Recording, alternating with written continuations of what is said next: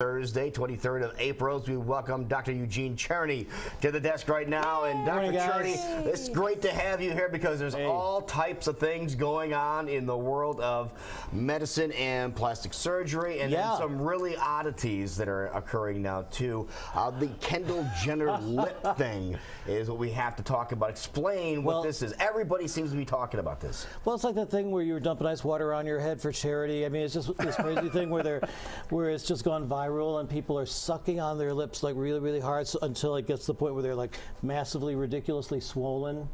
And some plastic surgeons have come to the media and said that these people are doing permanent damage to their lips, maybe. They're sucking on their lips? It's a vacuum technique, like vacuum cleaner to your lips. Oh my goodness, look at this. Yes, that's what I'm talking about. So they suck their lips into a bottle. Oh, into a bottle. Yeah, and they extract the air in the bottle with their lips, and it draws it in because of the lack of, just because of the negative pressure, and it draws them in. And now, is this damaging the lips? I think that most of the time this is going to be a temporary damage, and it's just the latest stupid thing that our kids are doing, and it's going to be a passing fad, probably because it hurts too much. Now these lips are going to stay swollen, and they're going to be purple because there's going to be a lot of broken blood vessels, but it probably will not be a permanent damage. Now, broken blood vessels, is that a bruise technically? Yeah. Some of those lips are going to be purple, for sure. Wow. Yeah.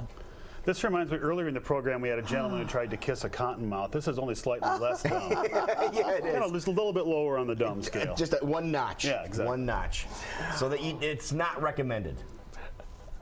Hey, we've all had, all of our kids have done crazier things than this, so it could be worse. But you think they would have learned by seeing that pop commercial in the Super Bowl that one year with the kid trying to get the pop out of the bottle with the straw, and he sucked himself inside the bottle. His whole body. Yeah, his whole body. So it isn't that extreme. So that's good.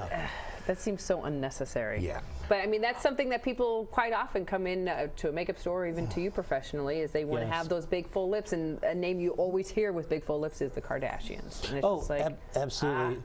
Full lips are, without question, considered a thing of beauty and a thing of youthful feminine beauty. Absolutely. And we always look at and talk about, should we restore the lip volume when I'm doing a facelift on an older woman? There's no question the lips really start to disappear after menopause, and I really think it's a menopause-related phenomenon, these lines on the lips, because I never see them on guys. I just see it on women that are after their change in life. Okay. But you're talking about women that have gone through a change, not young teenagers who are just wanting to have There's just bigger lips because that's the fad right now. Fashion statement, exactly, yeah. All right. So now we need to talk about plastic surgery gone wrong, because there's a lot of this out there, isn't there?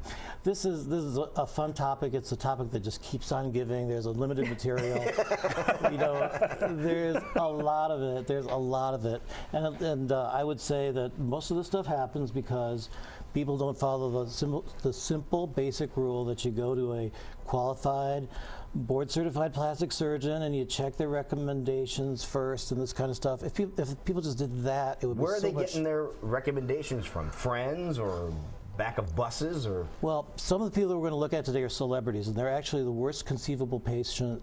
And actually most plastic surgeons would rather die than have a celebrity plastic surgery patient. I mean, on the one hand, it brings you prestige, but on the other hand, they're just like an incredible nuisance, and they don't actually even want to pay for their surgery. They're used to getting all this stuff for free. Right. Now, I once read about it was Kathy Griffin, the comedian, how she ended up having LASIK surgery that went bad. And she said that the reason that she hooked up with this guy was his publicist called her publicist. And it was, the deal was just done like that. She didn't, check his credentials or anything. Wow. It was all just an advertising thing. And I think that's how much of this happens. Okay. All right, let's take a look at some of these. Here's the most famous one, I think. Yeah, there you go. Now here you are. You're the plastic surgeon for one of the greatest stars, one of the nicest human beings, on earth, and he says that just a little more. This is actually probably a mental illness called body dysmorphic syndrome, where you focus on one part of your body and you think something's wrong with it, and you're kind of like the only one that really notices that something's wrong with it. Because there's nothing wrong with the picture on the left at all. No, it isn't. And actually, I've had patients that had rhinoplasty, like his nose, well, maybe it's a little wide, but I've had patients that were black, and when they had had just a little refinement on their nose, all their black friends like ganged up on them and said, "Hey, you want to look white?" And they like got all kinds of abuse for it. So I would say that the nose on my left there is not bad at all. But you know, he just had this thing that he wanted a delicate, refined nose, and he kept on. You know, after his plastic surgeon, and if his plastic surgeon wasn't going to do it, he was going to find someone else who did. Right. And so the plastic surgeon, against his better judgment, probably kept going when he should have said, "Michael, forget it. You got to stop. This is crazy." Oh. Well, here's a matter of surgical judgment during the surgery. Very, very attractive woman. Just a little overboard, a little too tight. Just Looks a like little the too picture on the budged. right. She should say, Is this- "Put him up, put him up." Is this facelift gone This is- tight, or what is going on here?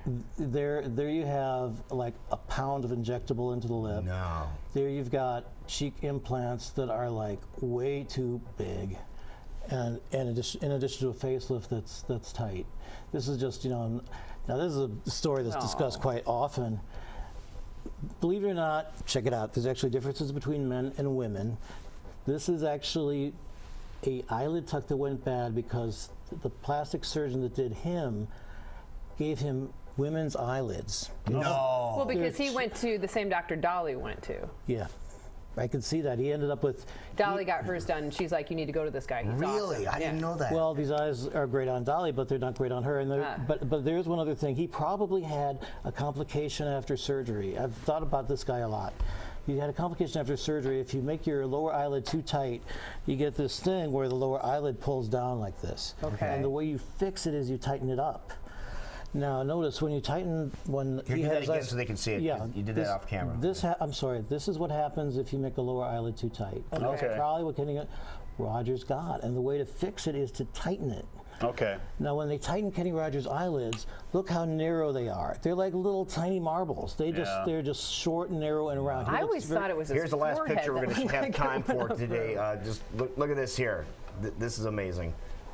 Bruce. This is actually one of his better post-operative photographs. The last one that I saw that I would see in the supermarket when I'm checking out on the tabloids. Anyway, the ear is dragged down like this, and he has, this is called the ear traction deformity, and that's when you tighten the skin instead of tightening the underlying structures.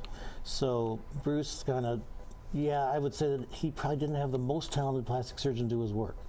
That is what I would say. That's an example of that. All right, well, you have to worry about having that done over at your place. I can guarantee you that. So, you know, again, if people want to stop by and check out, you do have books and stuff, right? Yeah, we do. Well, and actually, some of my practice certainly is fixing stuff like this. Okay. And there's always stuff like this to fix. But for the most part, you know, you go to a board-certified plastic surgeon, you're ensured a certain minimum level of competency, and that's why we stress that in everything we say. Great facility, too, over on Hickman. Go check it out. Thank you. Cherny, thank you, sir. Great This was job. fun. As Thank always. you very much. sir. You guys are great. It's